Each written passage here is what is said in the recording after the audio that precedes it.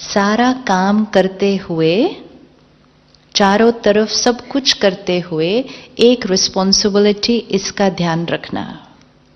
जैसे घर में क्रेडल में एक बच्चा है और मां को घर का सारा काम करना है, तो क्या वो मां दोनों चीजें कर सकती है कि बच्चे का भी ध्यान रखे और घर का भी काम करे?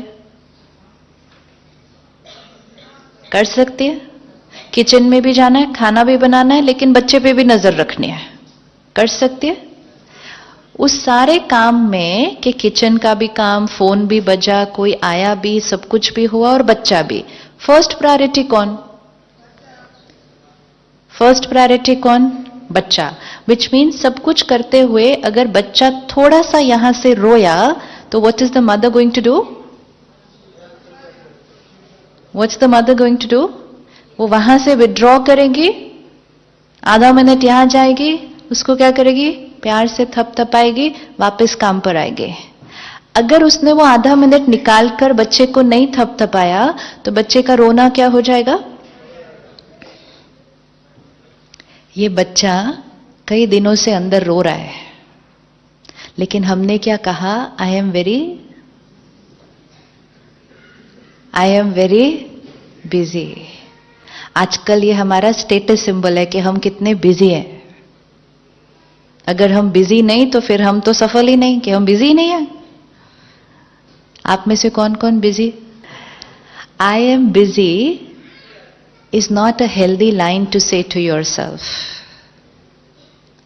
क्योंकि जैसे एक एक थॉट का प्रभाव होता है, जैसे ही हमने कहा आई एम बिजी, तो मैंने अपने मन और शरीर को क्या मैसेज दिया?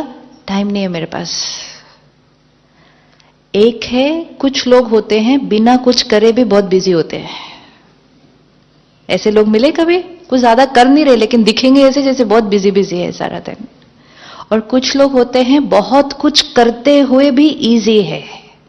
तो busy is an attitude, it's not about how much work we are doing. I could be doing very little but feeling very busy, and I could be doing a lot but feeling very easy.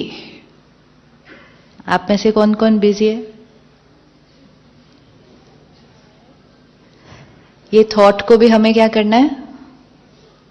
क्योंकि busy मतलब mind turbulent, easy मतलब mind. Busy and easy is here, not here. It's not here, it's here. कि मेरा मन कितना relaxed है, शांत है, पीसफुल है, एट ईज है। एंड बिजी मतलब ये पूरा टाइम कैसा है? हलचल में है। तो सब कुछ करते हुए हमारा एक ध्यान किसकी तरफ होना चाहिए था? इस बच्चे की तरफ। ये भी काम करना है, ये भी काम करना है, ये भी काम करना है, ये भी करना है, पेशेंट भी मिलने हैं, सर्जरी भी करनी है, घर भी जाना है, सोशल वर्क भी करना है, सब कुछ करना है, लेकिन एक नजर किसकी तरफ?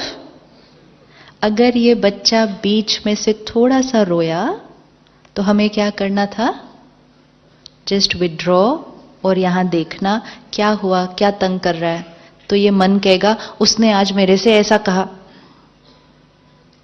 तो उसको बैठ के आंसर देना था। हमने रुक कर इस मन से बात नहीं की, इसको आंसर नहीं दिए।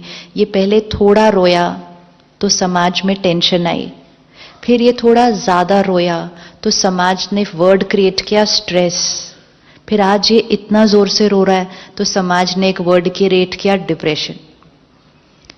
दिस इज साइन कि हमारा मन का रोने का वॉल्यूम क्या होता गया। अगर हम टेंशन पर ही जाकर इसको थपथपा देते थोड़ा सा तो ये वहीं चुप हो जाता, लेकिन हमने कहना शुरू किया स्ट्रेस तो नेचुरल है। तो हमने मन के रोने को ही नेचुरल कहना शुरू कर दिया। स्ट्रेस नेचुरल है, स्ट्रेस नेचुरल है, स्ट्रेस नेचुरल है। अभी श्योर नहीं है क्या बोलना है, क्योंकि मन कहता है हाँ नेचुरल है, घर जाके तो होता ही है, फिर यहां आंसर कैसे करे ये वाला ऐसा। स्ट्रेस नेचुरल है। हम में से कौन कौन क्रिएट करता है स्ट्रेस? एंगर नेचुरल है। अच्छा हाथ उठाएं जो कभी कभी गुस्सा करते हैं। हाथ उठाएं जो दिन में एक बार कर लेते हैं।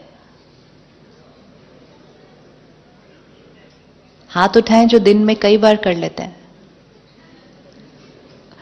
बीमारी अच्छी खासी है,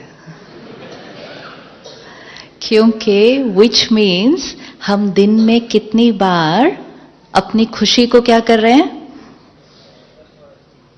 अपनी हेल्थ को क्या कर रहे हैं, अपने रिश्तों को क्या कर रहे हैं, and in the name of कि एंगर तो नेचुरल है। जो पूरी हीलिंग कम्युनिटी है, ये कम्युनिटी अगर नेचुरल की परिभाषा को बदल दे तो समाज की डेफिनेशंस चेंज हो जाएंगे। अगर डॉक्टर हमें कहता है स्ट्रेस तो नेचुरल है, तो पेशेंट कहेगा ऑब्वियसली स्ट्रेस तो नेचुरल है। तो डॉक्टर को खुद अपनी डेफिनेशन को चेक करना पड़ेगा कि क्या रियली स्ट्रेस नेचुरल है या ये मेरी एक अननेसेसरी क्रिएशन है। किन वजह से स्ट्रेस क्रिएट होता है, just check normal day to day routine में किन वजह से स्ट्रेस क्रिएट होता है। स्ट्रेस क्रिएट होता है तो गुस्सा भी आ जाएगा, irritation, they all one chain. ये पूरी एक फैमिली है, दो परिवार है। एक परिवार का हेड है अहंकार, ईगो।